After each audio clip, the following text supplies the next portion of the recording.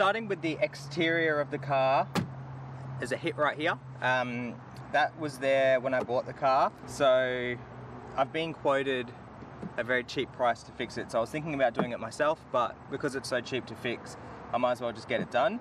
The diffuser was also hit. I don't know how. I mean, parking sensors and a reverse camera, and people still manage to do these things, so whatever. New diffuser will go on, so that will fix that. That will get fixed, and there's a couple more hits at the front which I'll show you, and that's pretty much it. Oh, and every single wheel, I'll put a clip in. Every single wheel is scuffed, but it will be getting new wheels anyway. There's a couple scuffs right here, so 1, 2, even here. So this whole sort of area needs to be done. There's a scuff here. Again, a diffuser that can go on the front can probably cover some of this, maybe. Otherwise, the whole front bar is probably going to have to be repainted, because we've got this, and we've also got that, and there's more here. So there's a fair bit of rubbish going on, but it looks good from far. Okay, so we've got good from far, but far from good. So for the exterior, guys, that is pretty much it. It's the massive hit on the back that's pretty easy to fix. The diffusers, the rear diffuser, the front diffuser are going to get changed anyway. The wheels, and the rest of the body is really straight. There is a couple of paint chips here and there, but you know, the car was made in 2011, so it's not a big deal.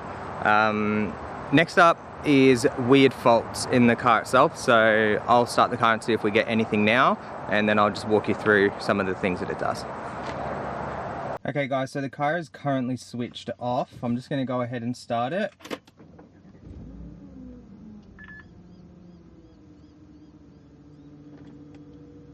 Okay, so this is one fault here.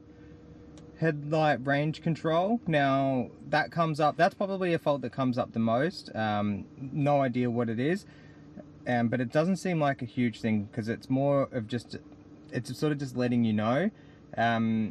When you have a major fault or something like that, right where it says AUX there, you actually get a fault. Like it's a picture of something. If it's brake pads, it'll be, you know, the brake pad fault, whatever. One of the faults that comes up is adaptive light defective, or adaptive cornering light defective, something like that. It's very weird. It's very random. So it'll just, one day I'll get it.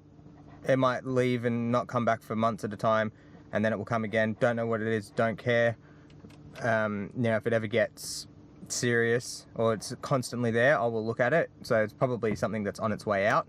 The other weird thing, okay, so right now you can see all of the cluster lights are on and off. You can see them now as I'm turning it on and off. Well, sometimes you jump in the car and 0 to 60 just doesn't light up.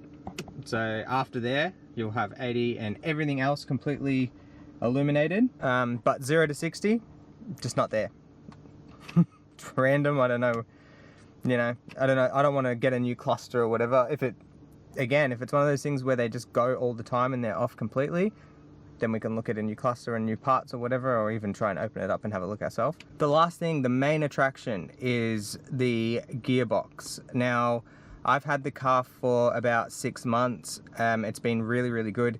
I noticed sometimes when I was driving, just automatic shift second into first, a little bit of a judder. So, it's only happened once, but on one drive it got really bad to the point where it felt like someone was hitting the car from behind. It was really, really rough, and I was like, okay, it's time to go to Audi. Took it to Audi. They said it needed the Mechatronics Repair kit, and for them to install it, they quoted $4,000. We went ahead and did that because that's really cheap. No, did not do that. It's insane amounts of money. So I just took the car away and found the Mechatronics Repair myself. The kit, genuine Audi parts, it was $700. Me and Mark spent about half a day doing that repair.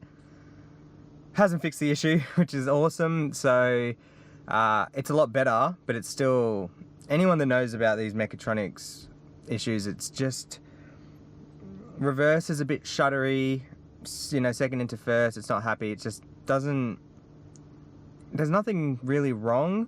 The car drives really well, it shifts fine, it's insanely fast, the pedals, like everything works. It's just a bit glitchy. It's probably the best way to put it.